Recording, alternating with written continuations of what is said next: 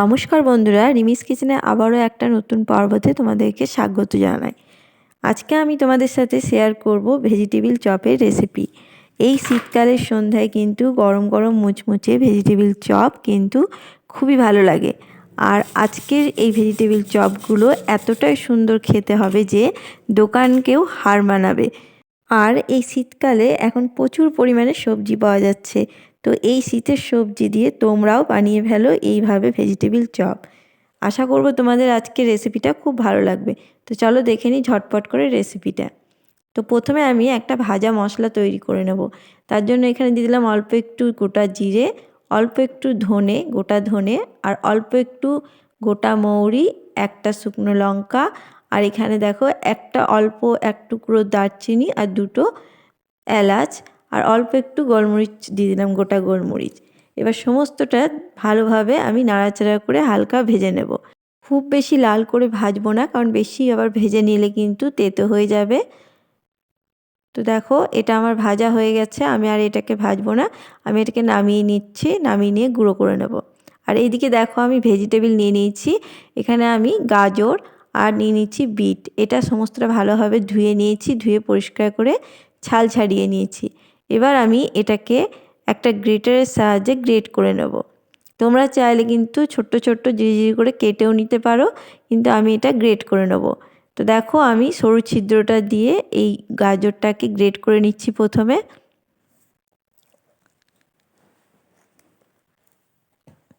তো বন্ধুরা, এই ভেজিটেবিল চপগুলো একবার বানিয়ে দেখো এই পদ্ধতিতে। আশা করব তোমাদের খুবই ভালো লাগবে আর খুবই সহজ লাগবে। তো দেখো আমি এইভাবে কিন্তু সমস্তটা গ্রেট করে নিচ্ছি। প্রথমে আমি গাজরটাকে গ্রেট করে নিলাম, দেখতেই পাচ্ছ সমস্ত গাজর আমি গ্রেট করে নিয়েছি। এরপর আমি বিটটাকে গ্রেট করে নেব।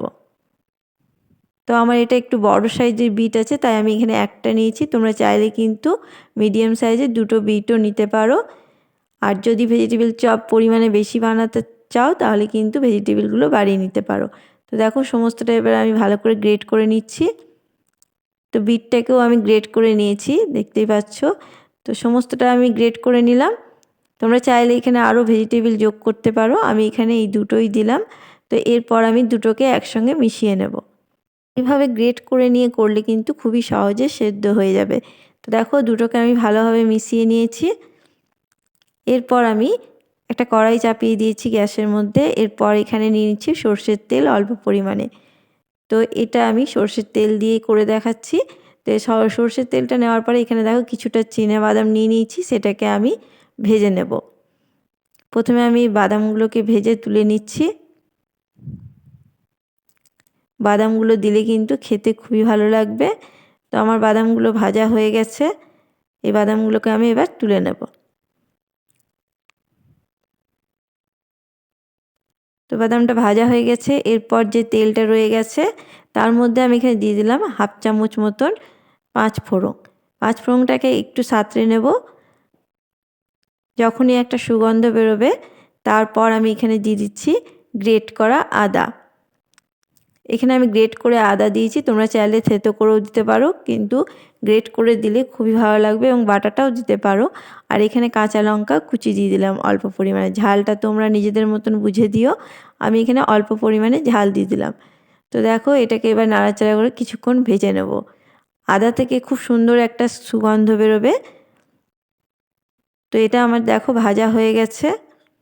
এরপর আমি এখানে দিয়ে দিচ্ছি অল্প একটু হলুদের গুঁড়ো। তো হলুদটাকেও ভালোভাবে আমি আদা আর কাঁচা লঙ্কার সাথে মিশিয়ে নিচ্ছি। এরপর যে ভেজিটেবলগুলো গ্রেট করে রেখেছিলাম সেটাকে আমি এখানে দিয়ে দিলাম। এরপর এর সাথে ভালোভাবে কিন্তু আমি একটু মিশিয়ে নেব, একটু ভাজা ভাজা করে নেব নাড়াচাড়া করে।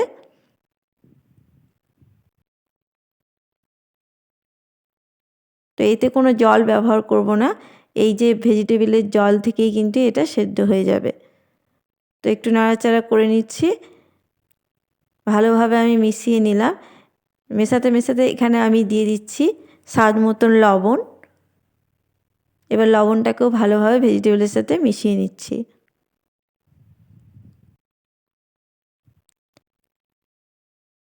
তো এটা আমার মেশানো হয়ে গেছে। এবার এটাকে আমি ঢাকা দিয়ে 5 মিনিটের জন্য হতে দেব। এটাতে কোনো জল ব্যবহার করব না, ভেজিটেবলের জল দিয়ে কিন্তু এটা সেদ্ধ হয়ে যাবে। তো 5 মিনিট পর আমি ফিরে এলাম। দেখো এটা কিন্তু অনেকটাই নরম হয়ে গেছে, দেখতেই পাচ্ছ, বুঝতেই পারবে নিশ্চয়ই দেখে। এটা থেকে যে ভেজিটেবলের জলটা বেরিয়েছে সেটা থেকেই কিন্তু এটা সেদ্ধ হয়ে গেছে। এরপর আমি এখানে দুটো মাঝারি সাইজের আলুকে আমি সেদ্ধ করে হাতের সাহায্যে মেখে রেখেছিলাম, সেই আলুটাকে আমি এর সাথে দিয়ে দিলাম। এরপর এই ভেজিটেবলের সাথে এটাকে মিশিয়ে নেব ভালোভাবে। আলুটাকে ভালোভাবে মিশিয়ে নিতে হবে যেন সমস্তটা ভালোভাবে মিশে যায়। তো এইভাবে খুন্তির সাহায্যে ভালোভাবে মিশিয়ে নিয়েছি। দেখো মেশানো হয়ে গেছে। এরপর দিয়ে দিলাম অল্প একটু চিনি, আর দিয়ে দিচ্ছি যে ভাজা মশলাটা আমি করে রেখেছিলাম সেটাকে গুঁড়ো করে নিয়েছি, সেই ভাজা মশলাটাকে দিয়ে দিলাম। এরপর ভালোভাবে এর সাথে মিশিয়ে নেব। প্রায় 2 মিনিট মতন এটাকে আমি কষিয়ে নিয়েছি মশলাটার সাথে। দেখে বুঝতেই পারছো কতটা শুকনো হয়ে গেছে। এই ভেজিটেবলের পুরটা যত শুকনো শুকনো হবে তত কিন্তু ভালো হবে। তো দেখো এটা ভালোভাবে শুকনো শুকনো করে আমি করে নিয়েছি। এরপর আমি এখানে দিয়ে দিলাম কিছুটা ধনেপাতা। তোমাদের হাতের কাছে যদি ধনেপাতা থাকে অবশ্যই দেবে, তাহলে কিন্তু খেতে ভালো লাগবে, আর না থাকলে কোনো অসুবিধা নেই। তো ভালোভাবে ধনেপাতার সাথে এবার মিশিয়ে নিচ্ছি।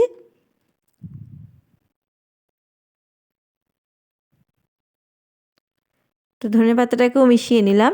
এরপর আমি এখানে দেখো যে বাদামটা ছিল সেটা আমি এবার দিয়ে দেব। এটা আমার মেশানো হয়ে গেছে। এরপর যে বাদামটা ভেজে রেখেছিলাম সেটা আমি গোটা গোটাই দিয়ে দিচ্ছি, তোমরা চাইলে কিন্তু এটা ভেঙেও দিতে পারো। আমার গোটাই ভালো লাগে তাই গোটাটাই এখানে দিয়ে দিলাম। তো এবার ভালোভাবে বাদামটাকেও মিশিয়ে নিচ্ছি। এটা আমার পুরটা পুরো রেডি হয়ে গেছে, এটাকে আমি নামিয়ে নেব। দেখে বুঝতেই পারছো যে কতটা শুকনোভাবে কিন্তু এটা হয়েছে। এরকমভাবেই কিন্তু করে নেবে, তাহলে তৈরি করতে কোনো অসুবিধা হবে না চপগুলো। দেখো কতটা পারফেক্ট হয়েছে, দেখে বুঝতে পারছো কোনো রকম জল কিন্তু আর নেই এর মধ্যে। তো চলো এটাকে আমি নামিয়ে নিচ্ছি। আর এদিকে আমি একটা বাটি নিয়ে নিয়েছি। বাটির মধ্যে আমি এখানে নিয়ে নিচ্ছি 2 চামচ মতন কর্নফ্লাওয়ার। তোমরা চাইলে এখানে কিন্তু ময়দাটাও ব্যবহার করতে পারো, কিন্তু আমি এখানে কর্নফ্লাওয়ার দিচ্ছি। কর্নফ্লাওয়ারটা একটু জল দিয়ে ভালোভাবে গুলিয়ে নেব।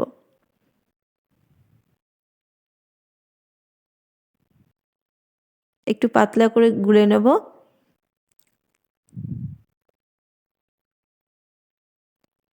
তোমরা এই কর্নফ্লাওয়ারের জায়গায় ময়দাও ব্যবহার করতে পারো।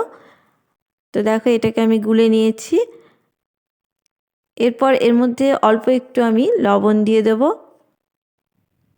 সামান্য লবণ দিচ্ছি। লবণটাকেও ভালোভাবে মিশিয়ে নিচ্ছি। তো লবণটাও আমি মিশিয়ে নিলাম। এটা আমার রেডি হয়ে গেছে। এটাকে আমি এবার সরিয়ে রাখছি। দেখেই বুঝতে পারছো ঠিক এরকমভাবে করে নিতে হবে। এদিকে পুরটা কিন্তু ঠান্ডা হয়ে গেছে। অবশ্যই পুরটাকে কিন্তু ঠান্ডা করে নেবে, ঠান্ডা না করলে কিন্তু চপগুলো ভালোভাবে তৈরি করতে হবে না। আর এখানে নিয়ে নিয়েছি বিস্কুটের গুঁড়ো। তোমরা চাইলে এখানে ব্রেড ক্রাম্পও নিতে পারো, আমি এখানে বিস্কুটের গুঁড়োটা ব্যবহার করছি। তো দেখো বিস্কুটের গুঁড়োটাকে আমি নিয়ে নিয়েছি একটা জায়গার মধ্যে। আর এদিকে তৈরি করবো বলে হাতে একটু সামান্য তেল নিয়ে নিলাম। এরপর আমি ভেজিটেবল চপগুলোকে করে নেব। তোমরা চাইলে অন্য শেপও দিয়ে নিতে পারো, আমি ঠিক এই শেপটা দিচ্ছি। একটু লম্বা করে, যেমন ভেজিটেবল চপ তৈরি করা যায় সেরকমভাবেই কিন্তু আমি করছি। দেখো পুরো ডিমের মতন করে এরকমভাবে আমি কিন্তু তৈরি করে নিচ্ছি। তোমরা চাইলে গোলও করে নিতে পারো, চ্যাপটাও করে নিতে পারো। আমার এইটাই ভালো লাগে তাই এটাই করে নিলাম। তো দেখো কত সহজেই কিন্তু এগুলো তৈরি হয়ে যাচ্ছে, বুঝতেই পারছো, হাতে লেগেও যাচ্ছে না। আরও একটা তোমাদেরকে আমি করে দেখাচ্ছি।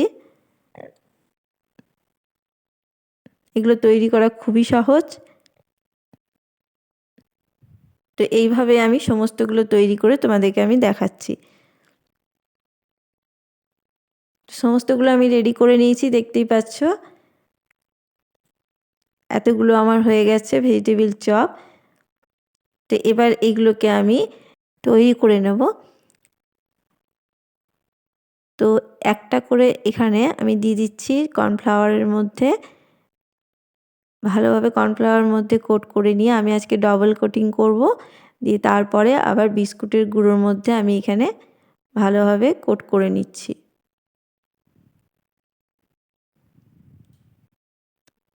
প্রথমে আমি আর একবার বিস্কুটের গুঁড়োর মধ্যে আমি দিয়ে দিলাম, তারপরে আবারও এটাকে আমি ডবল কোটিং করব, তার জন্য আমি আবারও এটাকে কর্নফ্লাওয়ারের মধ্যে দিয়ে দেব।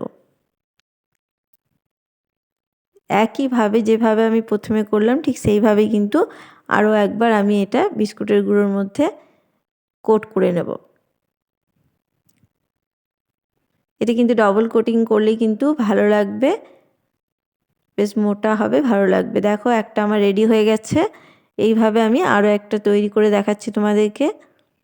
প্রথমে আমি কর্নফ্লাওয়ারের মধ্যে ডুবিয়ে তারপরে বিস্কুটের গুঁড়োর মধ্যে কোট করে নিচ্ছি। তারপরে আরও একবার ঠিক একইভাবে একই প্রসেসে আমি এটাকে আবারও দিয়ে দিলাম এখানে কর্নফ্লাওয়ারের মধ্যে, তারপর আবারও আমি বিস্কুটের গুঁড়োটার মধ্যে কোট করে নেব। ঠিক এইভাবে প্রত্যেকটাকে তৈরি করে নিতে হবে।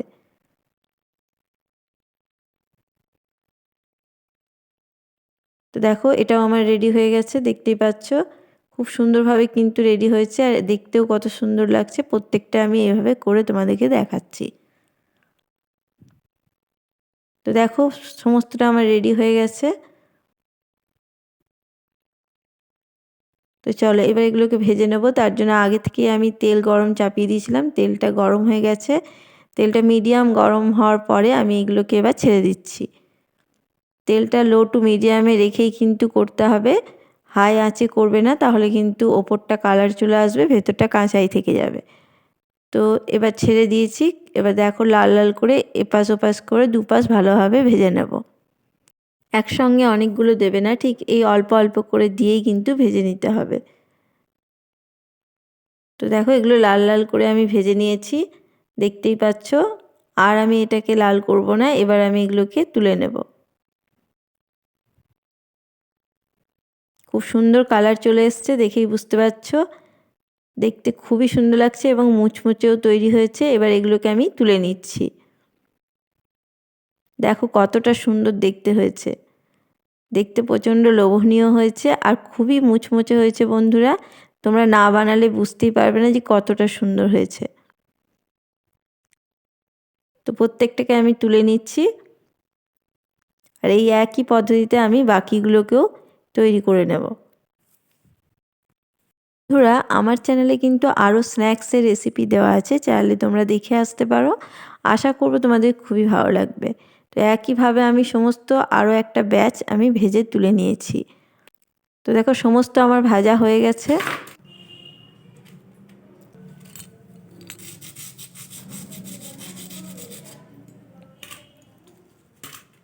আওয়াজ শুনে বুঝতেই পেরেছো নিশ্চয়ই যে কতটা মুচমুচে তৈরি হয়েছে আর কতটা লোভনীয় হয়েছে, দেখেই বুঝতে পারছো। তোমরাও এভাবে কিন্তু তৈরি করে দেখতে পারো, খুবই অসাধারণ হয় আর দোকানকেও ফেল করে দেবে, এতটাই খেতে সুন্দর হয়। সন্ধ্যের সময় গরম গরম চায়ের পাশে কিন্তু এরকম ভেজিটেবিল চপ অসাধারণ লাগে। আশা করব আমার আজকের এই রেসিপি তোমাদের ভালো লেগেছে। ভালো লাগলে অবশ্যই লাইক শেয়ার কমেন্ট করে দিও। আমার চ্যানেলে যদি কোনো নতুন বন্ধু এসে থাকো তাহলে কিন্তু অবশ্যই চ্যানেলটাকে সাবস্ক্রাইব করে দিয়ে আমার পাশে থেকো। পাশে থাকা বেল আইকনটি অবশ্যই প্রেস করে দিও নতুন রেসিপি পাওয়ার জন্য। আজকে এই পর্যন্তই, সবাই ভালো থাকবে, সুস্থ থাকবে।